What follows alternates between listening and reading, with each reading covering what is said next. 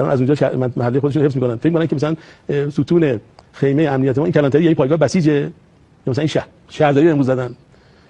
ستون امنیت ما ملت ما هستن. این بچهای کلانتری، بچهای بسیج، اون پایگاهشون وقتی دیدن که تو داری میزنی اونها ترکش میکنن، میان تو خونه مردم، از تو خونه مردم مدیریت میکنن عملیاتشون، فعالیتشون. کلانتری چیه که میخوای بزنی؟ کلانتری پوچ خالی، کلانتری هم که توی خالیه، بچه‌هاش رفتن تو خونه مردم، دارن از اونجا محله خودشون حفظ میکنن. فکر میکنن که مثلا ستون خیمه امنیت ما این کلانتری یه پایگاه بسیجه، یا مثلا این شهرداری امروز زدن. ستون امنیت ما ملت ما هستن. این بچهای کلانتری، بچهای بسیج، اون پایگاهشون وقتی دیدن که تو داری میزنی اونها ترکش میکنن، میان تو خونه مردم، از تو خونه مردم مدیریت میکنن عملیاتشون، فعالیتشون. کلانتری چیه که میخوای بزنی؟ کلانتری پوچ خالی، کلانتری هم که توی خالیه، بچه‌هاش رفتن تو خونه مردم، دارن از اونجا محله خودشون حفظ میکنن. فکر میکنن که مثلا ستون خیمه امنیت ما این کلانتری یه پایگاه بسیجه، یا مثلا این شهرداری امروز زدن. ستون امنیت ما ملت ما هستن.